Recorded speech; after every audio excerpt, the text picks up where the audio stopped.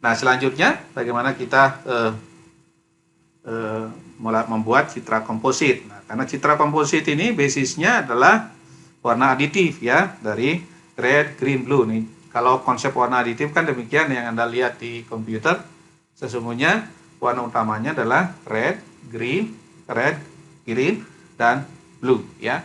Kemudian jika green sama rednya dominan akan menghasilkan kuning, red dan blue-nya yang dominan akan menghasilkan magenta, sedangkan green dan blue-nya akan menghasilkan cyan. Ini konsep warna aditif. Nah, kalau yang sebelah kanan ini warna subtraktif. Jadi biasanya dalam konsep filtering menggunakan film ya. Tapi kita tidak bahas itu, kita akan banyak bahas yang konsep warna aditif ini. Jadi misalnya warna komposit yang sebelah kiri ini ya. Jadi yang di sini bawah ini adalah warna alami. Warna alami itu bisa menggunakan thematic mapper band 321, ini biasanya Landsat 5, Landsat 6, sampai Landsat 7 adalah 321 ya. Tapi kalau Landsat 8 sudah beda ya. Kemudian QuickBird 321, Iconos 321. Nah, ini citra warna alami dari Landsat. Anda bisa lihat yang hijau itu berarti vegetasi ya. Kemudian yang putih adalah tanah kosong, yang coklat permukiman. Jadi kalau kita menggunakan kombinasi 432, sementara TM misalnya Landsat 5, Landsat 5 TM 432, 4-nya itu NIR ya. Kemudian red, 3-nya red dan 2-nya itu adalah green, maka hasilnya akan seperti ini. Jadi vegetasi akan berwarna merah. Nah, ini yang disebut dengan standar false color ya. Nah, ini bisa juga diperoleh dengan spot 4 ya, dengan kombinasi band 321 dengan susunan adalah red, green dan blue ya. Jadi tujuan komposit ini sesungguhnya apa? Ya, untuk mempermudah interpretasi, untuk display ya, sehingga display citra sehingga kita mudah memahami ya, dan atau mudah dianalisis. Kemudian juga warna komposit ini adalah hasil manipulasi dari kanal citra dengan pendekatan overlay. Jadi kalau kita ingin menampilkan supaya untuk masyarakat umum yang paham berdasarkan apa yang dilihat, maka kita bisa menggunakan warna alami. Tapi kalau kita interpreter biasanya menggunakan standar false color karena merah itu lebih mudah diinterpretasi.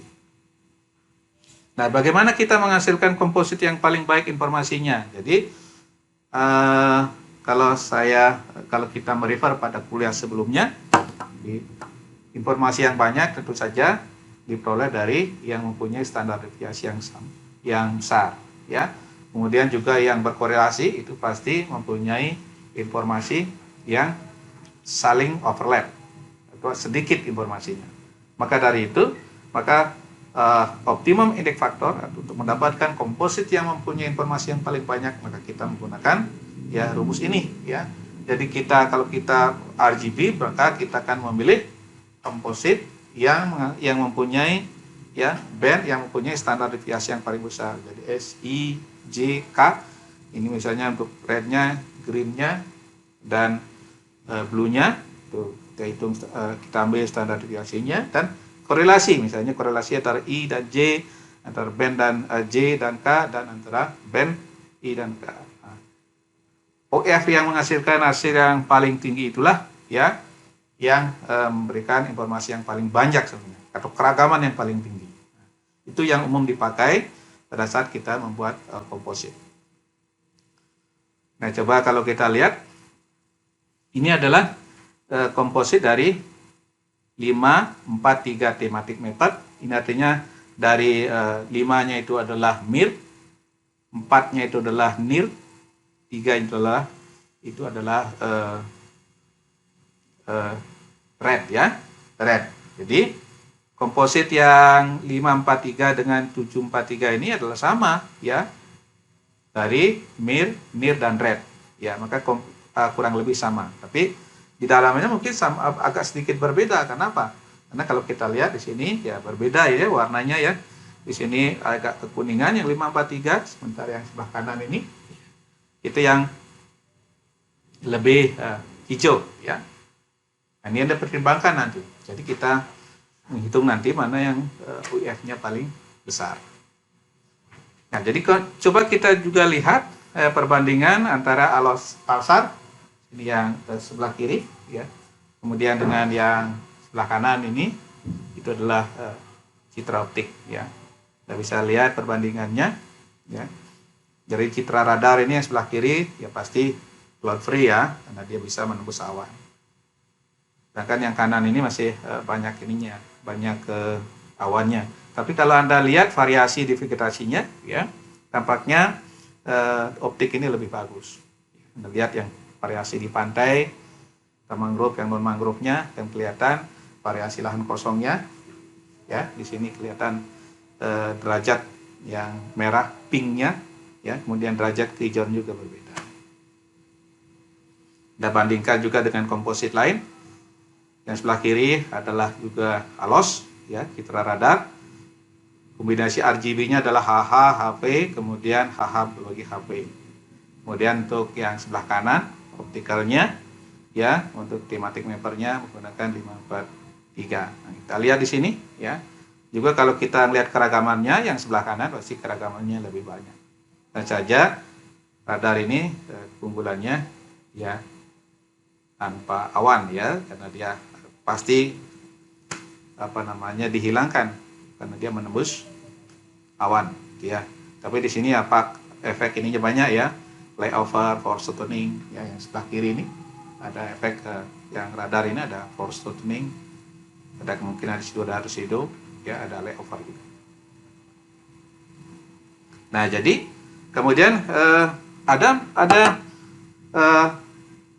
citra-citra tertentu seperti spot ini dia tidak punya band biru, ya, maka dibuatlah salah satu formula untuk membuat warna alami, tapi warna alami yang tidak sebenarnya. Jadi mendekati alami, tapi sesungguhnya itu adalah warna alami yang palsu. Jadi kita manipulasi, ya.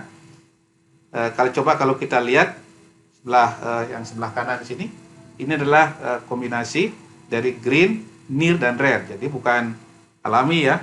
Yang sebelah kiri di sini adalah green, red, dan near. Nah, gimana? Ini sesungguhnya kan warna kompositnya bukan warna alami, ya, walaupun vegetasinya hijau. Coba Anda perhatikan dari airnya, ya, air laut, ya. Ini adalah di Batam, di Pulau Galang di sini. Bagian selatan ini adalah ekosistem mangrove. Anda bisa melihat, ya, bahwa ini adalah warna komposit palsu. Jadi dari permukaan airnya ini warna pink, ya. Sini warna ungu, ya. Bisa lihat. Nah, yang sebelah kiri ini, ya, mendekati yang sebenarnya. Kenapa? Karena ini formulanya dibuat formulanya. Ini adalah rednya, ya, ditaruh di menggunakan formula tertentu di sini, ya. Ini rumusnya apa? Di sini, ya. Jadi sekali lagi ini dibuat warna alami palsu menggunakan rumus. Di rednya tetap kita gunakan kanal rednya dari spot, sedangkan di greennya itu menggunakan rumus 3 kali grid ditambah near dibagi 4. Sedangkan di blue-nya taruh warna green. Hasilnya seperti ini, yang sebelah kiri ini, ya. Jadi yang sebelah kiri ini mempunyai warna yang lebih mendekati warna alami dibandingkan dengan yang gunakan original sebelah kanan. Ini adalah warna airnya, coba Anda lihat, pink, ya. Nah, ini yang disebut dengan manipulasi komposit, membuat warna alami palsu. Ya, jadi kita membuat di sini membuat green sintetisnya, ya. 3 kali green asli plus near asli dibagi 4. Ya, sedangkan di band birunya kita taruh green, sedangkan di band rednya kita taruh red yang semula asli. Nah, kalau kita menggunakan komposit yang lain, misalnya nih thematic method, ya, untuk lokasi yang sama dengan tadi masih di mangrove, Anda bisa lihat, ya, ternyata kalau yang sebelah kanan ini kan standard force color, ya, near red green. Kalau yang sebelah kiri adalah near red. Nah, variasi sebelah kiri ini lebih bagus, ya, lebih bagus variasinya karena di situ ada mirnya, ya. Ada mirnya, ada near-nya, ada red-nya. Sedangkan yang sebelah kanan standard for color, red dan green-nya ini kan sama-sama dari visible. Jadi korelasinya tinggi, jadi informasinya rendah. Makanya warnanya tidak kurang variatif dibandingkan yang di sebelah kiri. Ya, dibandingkan dengan mir, near dan red. Karena dia semua daerah panjang gelombang ada. Sementara yang di standard for color hanya ada near dan visible. Kalau yang di sebelah kiri ada mir, near dan visible. Ya, Anda bisa lihat. Nah, kalau kita bandingkan alos ya, nah kebetulan di sini ada alos Afnir. Jadi kalau kita membuat yang kombinasi yang aslinya, ini adalah warna yang asli 321. Tapi kalau kita mau menurunkan, mengkonversi seperti yang tadi, karena di sini tidak ada blue-nya, ada near, ya, ada red dan ada green, tapi tidak ada blue, maka yang di tengah ini diturunkan, tapi mendekati alami. Ya. Beda dengan kombinasi 241, ya, yang asli. Ya. Jadi kerapatan vegetasi, ya, bahkan lebih mudah dideteksi kalau menggunakan kombinasi tertentu. Kalau di sini kebetulan yang bagus adalah menggunakan kombinasi dari 241. Nah, jadi kalau kita review, keunggulan dari alami ini mudah dipahami, ya. Karena orang sudah terbiasa dengan menggunakan melihat warna alami kan, vegetasi berarti hijau. Semakin jauh hijaunya semakin kebiru-biruan, ya. Nah, hanya saja kelemahannya informasinya variasinya sangat rendah karena kita hanya melihat divisible saja dan sensitif terhadap haze. Tapi kalau kita menggunakan warna palsu, ya, informasinya lebih variatif, ya, karena kepekaan manusia relatif sensitif terhadap yang warna merah. Dan hanya saja, nah ini perlu ilmu pengetahuan. Kan kita harus mengajarkan, ini vegetasi loh, gitu. Sementara mata kita tidak terbiasa melihat vegetasi yang berwarna merah. Nah, jadi komposit tadi yang mir, near dan red ini adalah komposit yang digunakan oleh Kementerian KLHK banyak sekarang ini, ya. Memang dia mempunyai variasi yang lebih banyak, ya.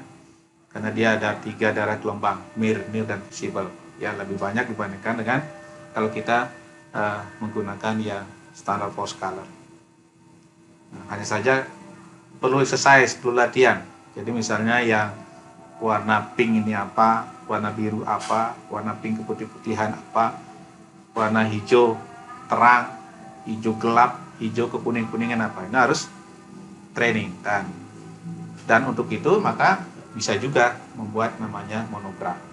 Yang monogram itu nanti ada gambarnya seperti ini, misalnya kompositnya seperti ini adalah menyatakan vegetasi apa atau tutupan lahan apa. Ya, jadi dari sini kita bisa